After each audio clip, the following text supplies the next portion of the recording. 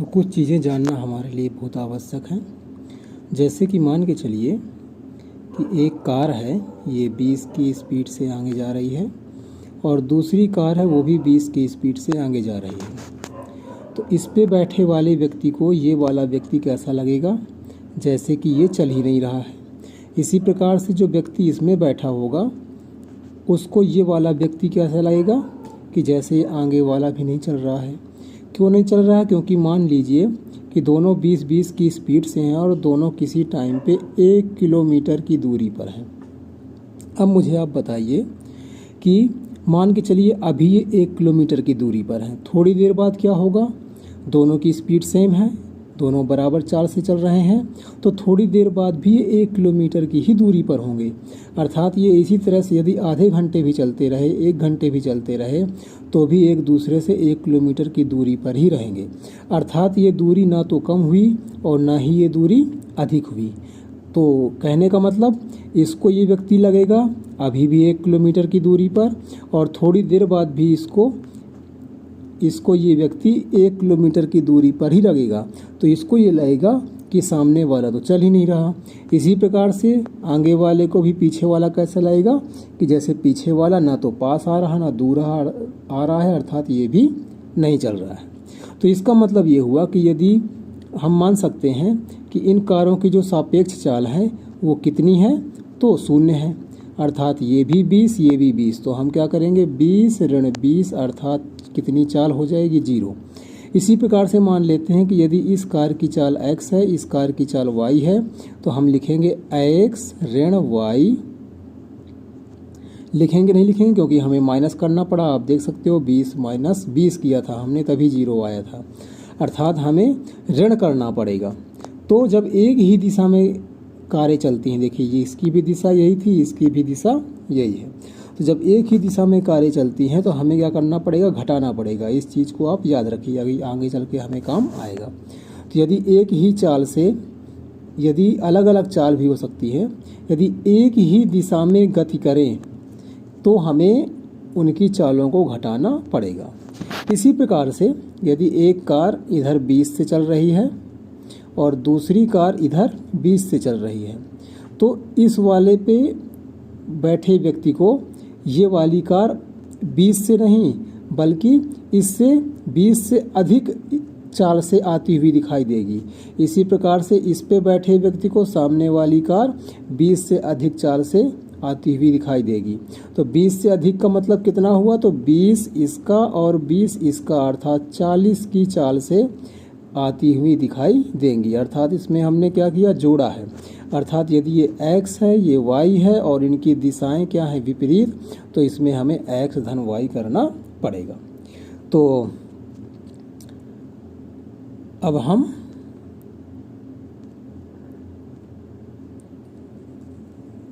इसे इरेज कर लेते हैं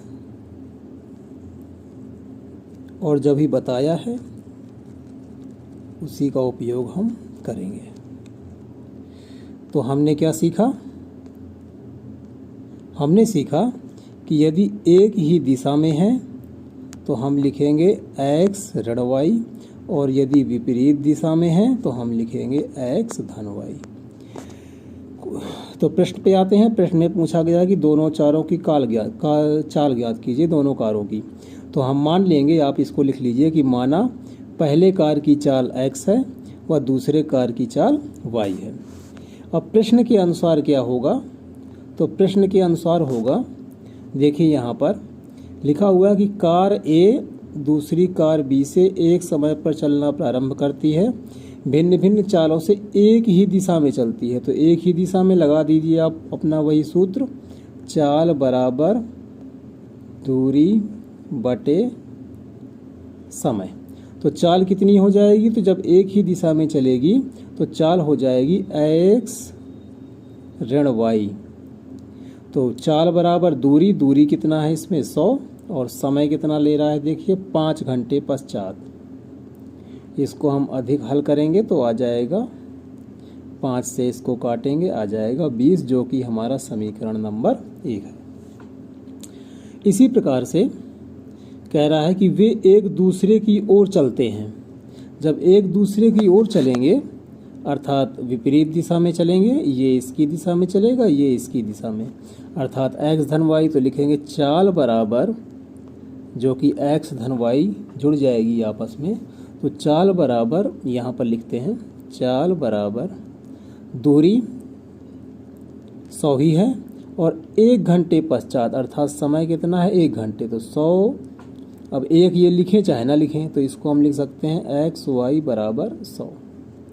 तो समीकरण मिल गए, इनको हमें हल करना है, तो इनको हम हल कर लेते हैं।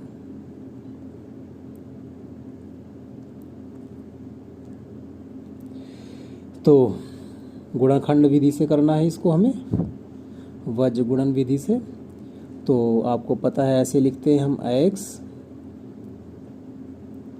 y, और ये बराबर 20 और 100 बराबर के दाएं पक्ष में है, इसलिए यहाँ पर लिखेंगे ऋण 1।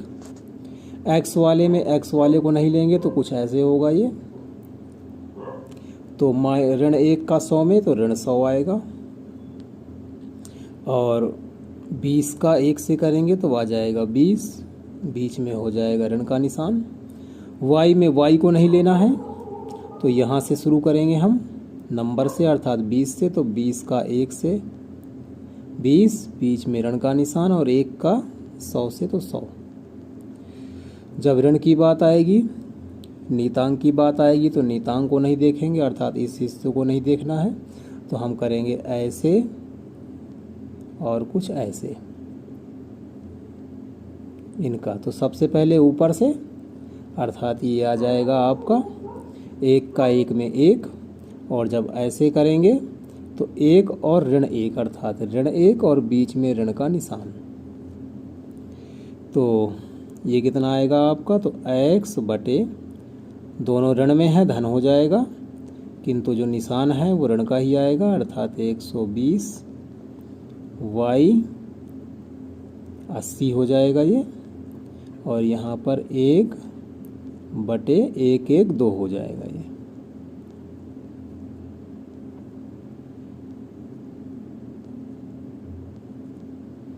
तो इसको हम आगे हल करते हैं।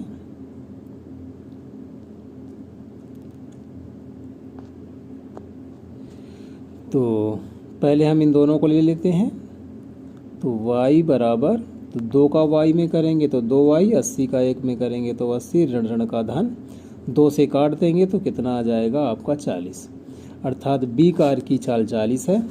इसी प्रकार से हम इस x वाले पद को और एक ये नंबर वाले पद को, अर्थात 1 बटे 2 को लेंगे, तो 2 का x में x इसी प्रकार से गुणा होता है, और 120 का 1 से करेंगे तो 120 ऋण का धन हो जाएगा।